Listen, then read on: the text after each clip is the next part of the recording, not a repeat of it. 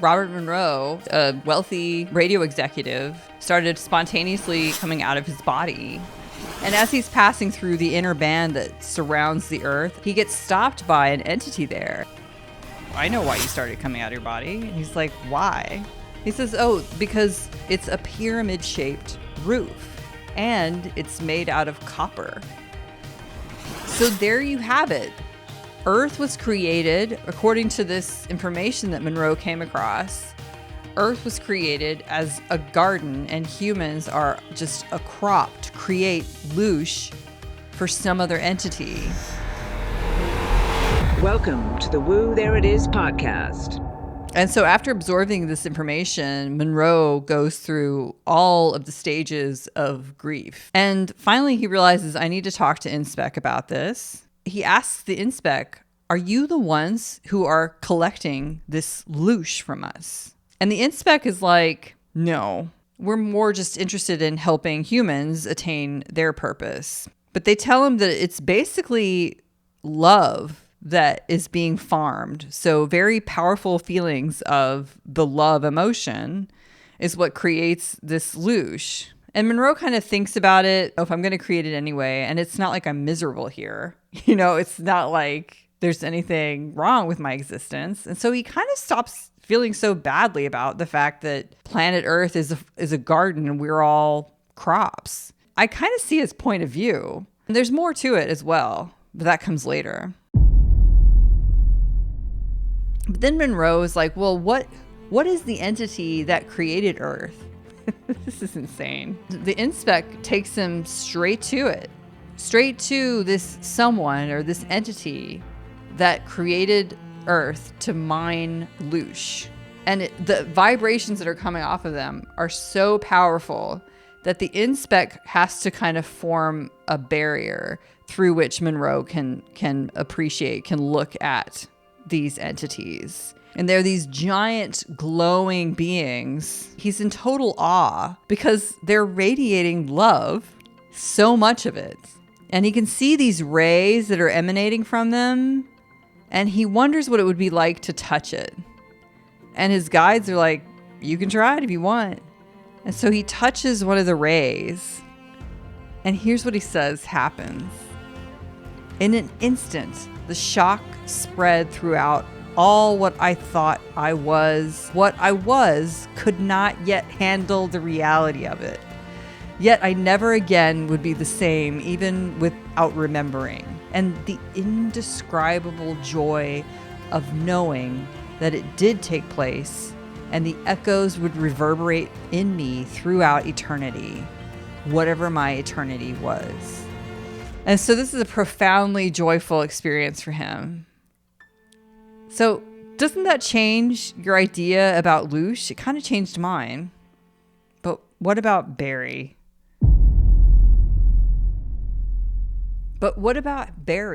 He's still kind of waiting, depressed, for his friend Andy to come back to him.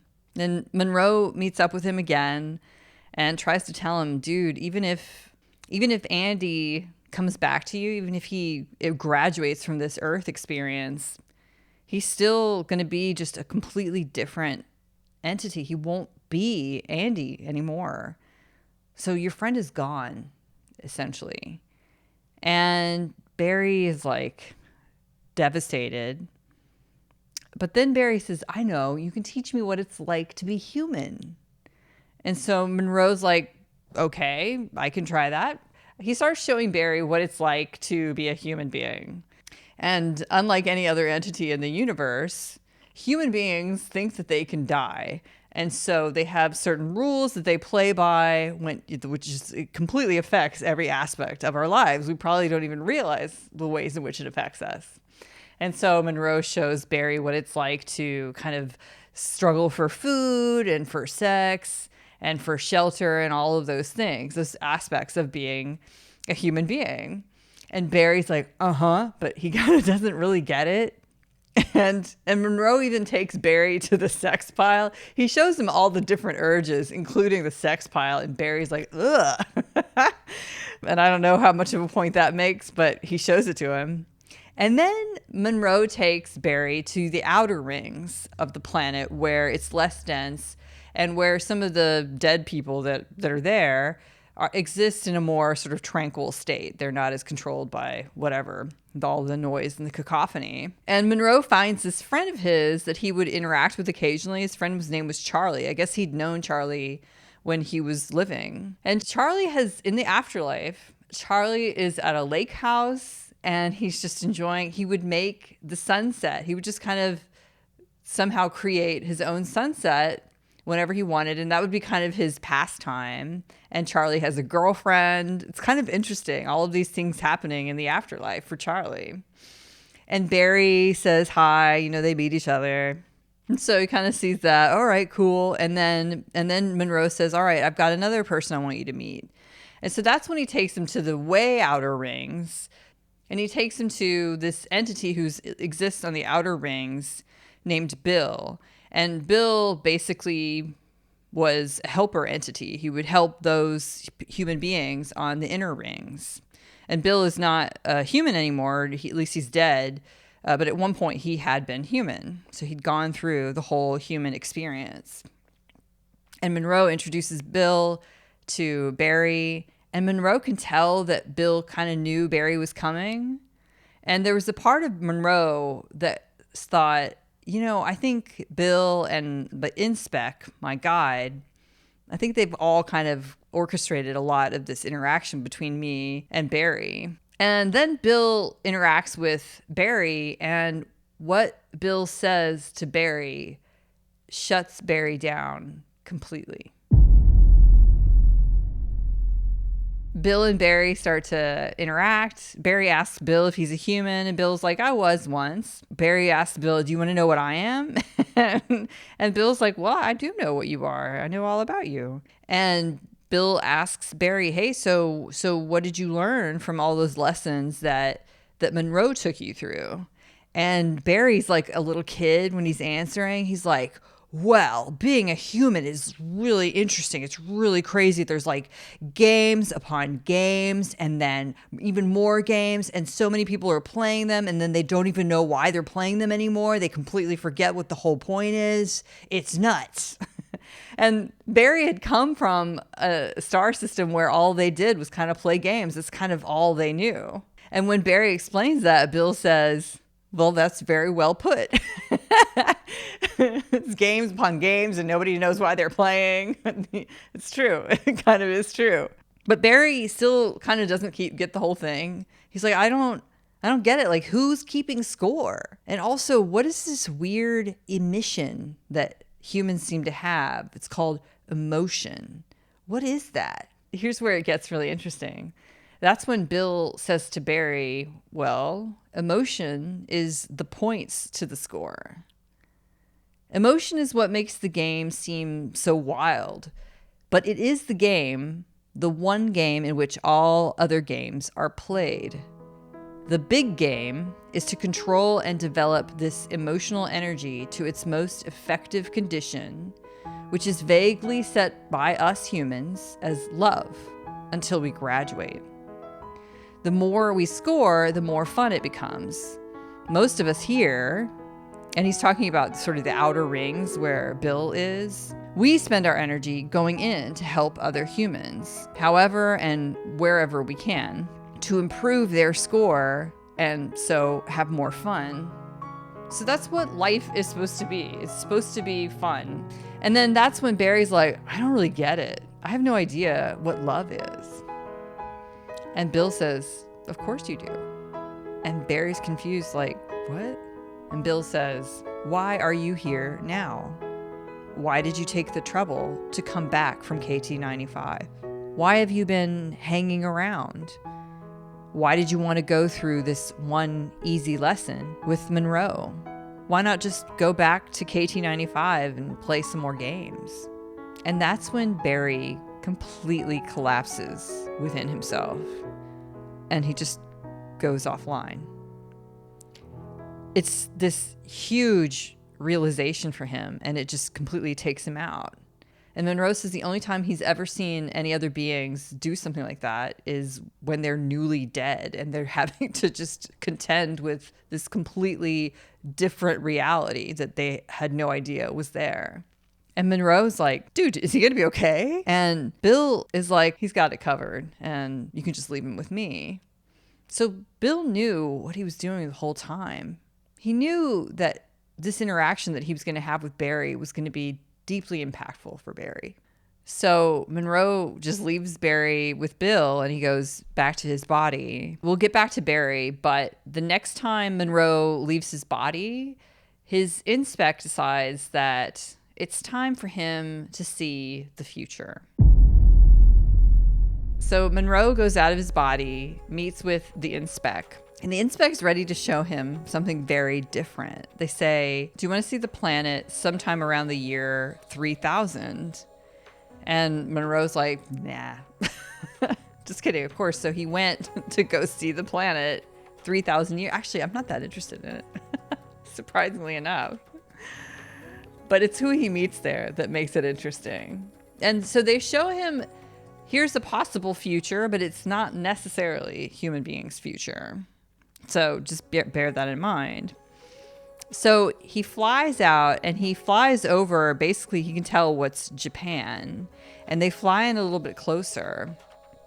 And it's very beautiful. There's all kinds of interesting vegetation, some giant flowers that he's just never even seen before. But there are no roads, there are no buildings, there are no humans that he can see. And he's like, what the fuck has happened? And this is a really common theme for a lot of remote viewers, to basically go to the future and then come back and be like, yeah, there were half the number of people there, or a third, or a fraction, or something. And so there's this assumption that there's a huge cataclysm, something really awful that must happen to humanity to kill us all.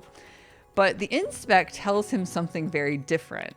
He says that the reason that there are plenty of people down there, but it is a lower population, but just by choice. It's people will decide, I guess, to have one kid instead of 5, or whatever, however many number of children that some people will decide to create by accident. And so then they fly over, and I think they're somewhere maybe in America.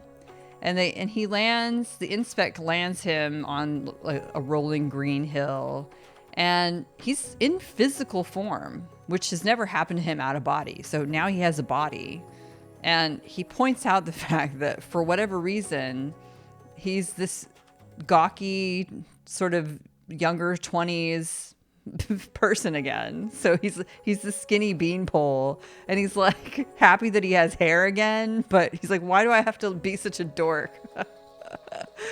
And he's walking, and suddenly he hits a barrier, and he gets the sense that the barrier is between him and some other being that he can't interact with.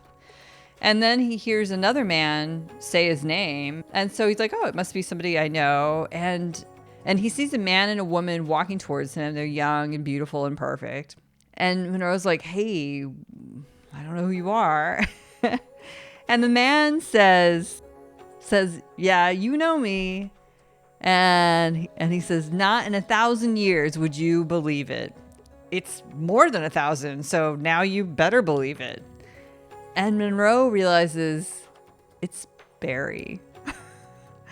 So he puts it all together that now, at some point in between the last time he saw Barry and 3,000 years in the future, Barry has decided to become a human and gone through that whole human experience. And so then Monroe's like, okay, if that's Barry, then I guess Andy must be around, and that must be who's behind this barrier that I can't seem to cross. So what is that weird barrier? And then there's the woman. And Monroe knows that he knows her, but she's kind of keeping her identity secret. And I'm just going to spoil this for you. We don't find out in this book who that woman is. We just know that he kind of knew that he must know her and that she's keeping herself secret for now. And they start to chat. And Barry tells Monroe what it's like on Earth at that point in time, and how apparently there are a bunch of people, but they're kind of hidden in the vegetation. So at this point in the future, people are on a regular basis just leaving their bodies and flying around. And they'll kind of imagine like a cocoon, he calls it an energy balloon, around their bodies to protect their bodies from the elements. And as far as eating and that kind of thing, they don't need to eat food. They just kind of absorb energy from their surroundings, and that's all they need.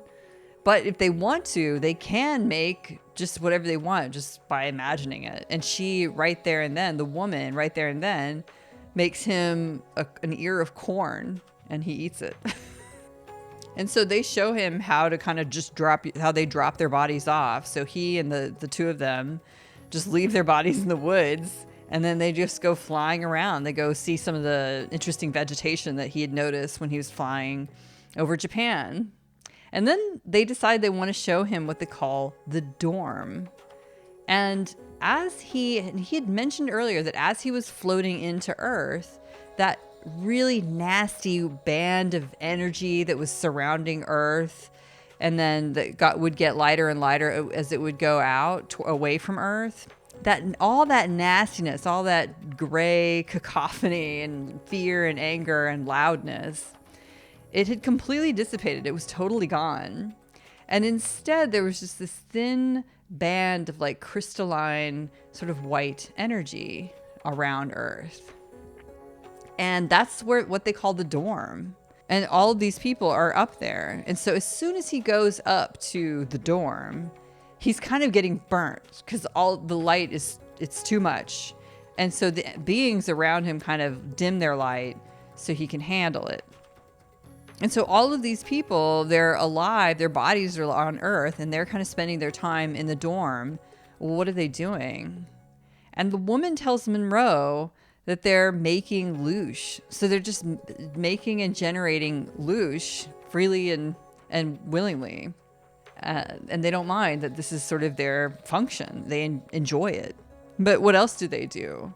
They experience the Earth consciousness in all forms, not just the human form.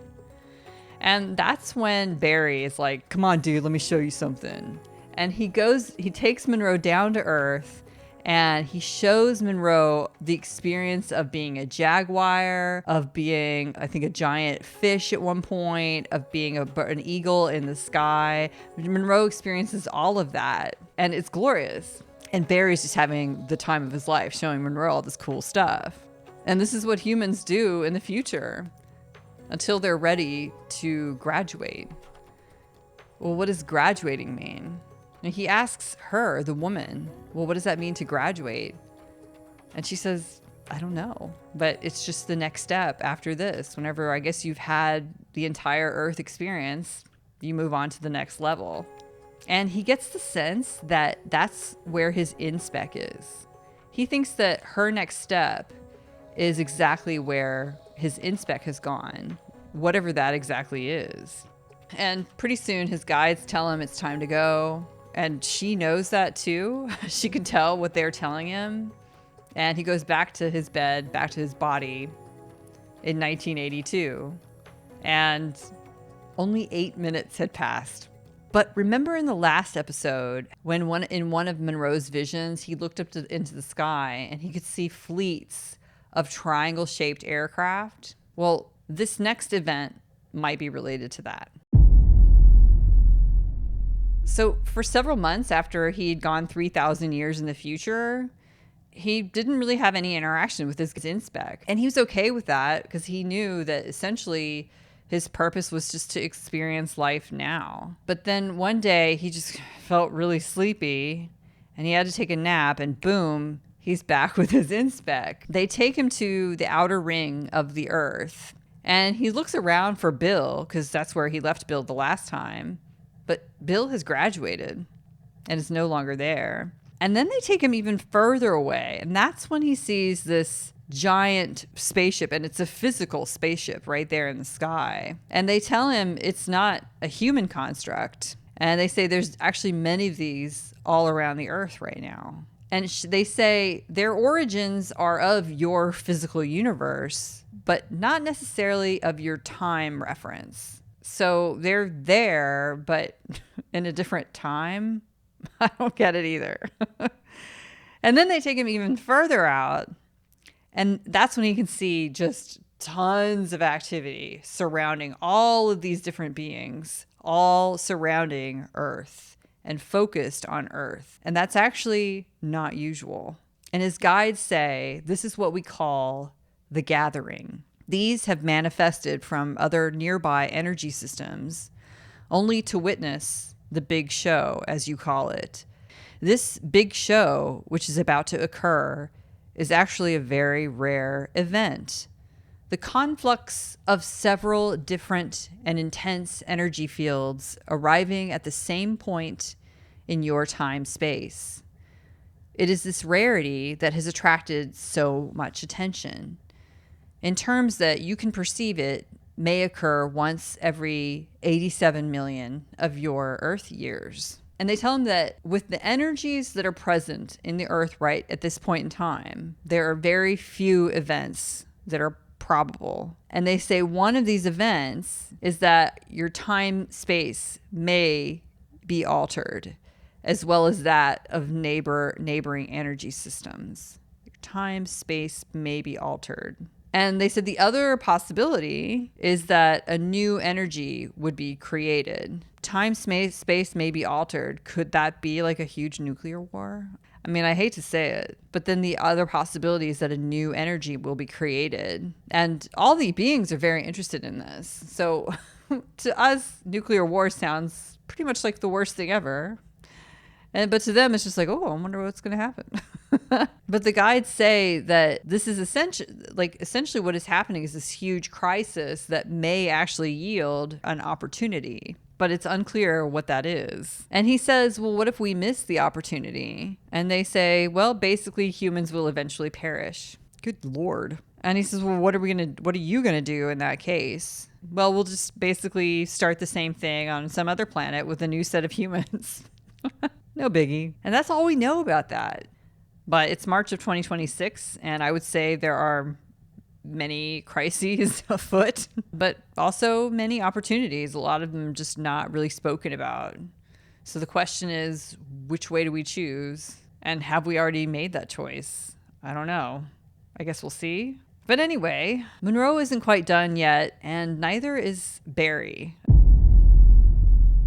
We know that at some point Barry becomes a human, but we don't know how he gets there. So let's get back to it. But obviously this is very emotional, seeing the gathering. It's very emotional for Monroe. But before he's done for that evening, he still has one more process to perform before he can go back to his body. And his inspect says, all right, now go and get Barry. And so Monroe's like, well, he's not with Bill anymore because Bill's gone. And eventually he finds him, and he's actually been left with Charlie, his friend Charlie, who was making the sunsets. And it's really cute because Barry's practicing making sunsets too, but he has no idea what he's doing. So he's making, like, instead of it being a smooth lake, it's like a lake that's made up of a bunch of cubes of water. It's just or the sun is down below and the water is above the head or something ridiculous. He doesn't get what he's doing, but it's cute. And he's having a great time. And Monroe tells Barry, hey, could you come and help with something that the inspects want you for? And Barry's like, sure. And they're going to go and pull Andy out of his body once again. And so they go down to this house in the countryside, and the inspect says to Barry, all right, go down and help Andy out of his body. And Monroe has that same barrier that's being between him and Andy down there. And the inspect tells Monroe that the reason there's the barrier between him and Andy is because a true paradox refuses to exist. And I don't know why this part of the story really gets me. But at this point in time, Monroe still doesn't get it, but I bet you guys do. I feel like it's maybe obvious. I was sort of starting to get it. But Barry pulls Andy out of his body, and Monroe can feel the emotion coming from Andy down below. Monroe's like, cool, we did it. Then the inspect says, all right, well, we've basically completed that circuit. Monroe is like, all right. And they fly back out away from Earth. And the inspect says, all right, I'm going to peace out. And Monroe says, okay, peace. And then Barry comes up from having helped Andy out of his body. And Barry is a little bit closed off, which is not really normal for his usual playful self. And Monroe doesn't know why. Monroe tells him that he has to go back to his body. And that's when Barry says, I got to do something myself. And Monroe has no doubt exactly what that is that Barry has realized he needs to do. And Monroe tells him, you're going to do just fine. And then Barry stops Monroe and he asks him, did you get any sense of anything when I pulled Andy out of his body? And Monroe says, no. He's like, I did feel, the barrier between me and Andy, but nothing else. And Barry just pauses and then busts out laughing. And he says, you have fun, Monroe.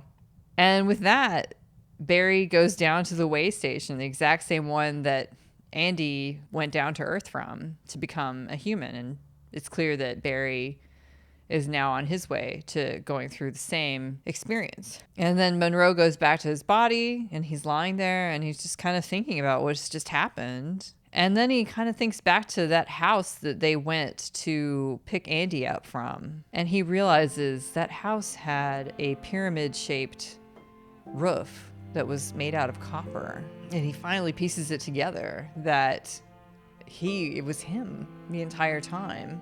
This is why there was a barrier between him and Andy every time, because the true paradox refuses to exist. So he could never kind of be in the same area as Andy.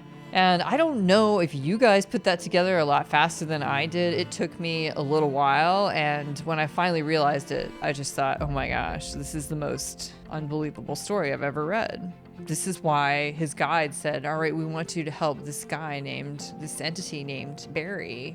What are all of our stories? How did we land here as well? That's just one story and it's so profound.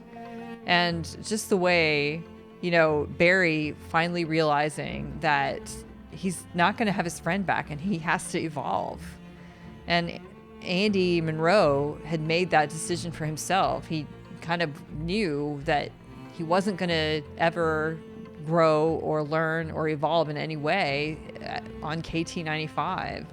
He was just sort of tired of being whatever they were.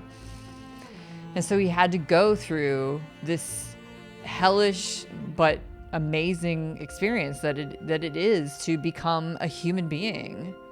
And we all do it. We've all made this choice, and we've all decided to go through the chaos, the fear, the anger, but on the other end of it, the joy, the bliss, the pure wonder and glory of what it is to go through the insane human experience and what it does to your soul.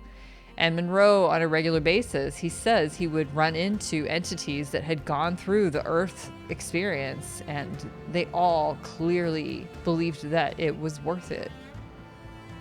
He said, despite the realities of getting lost in the Earth illusion, all of these graduates would happily repeat the process again in order to achieve what they had. Actually, I don't know if he said that. I might have said it. In order for them to achieve what they had. The result is of such quality that words cannot describe it. It must be lived. And that's what you and I are doing right now. And with that, I leave you to ponder. Thank you.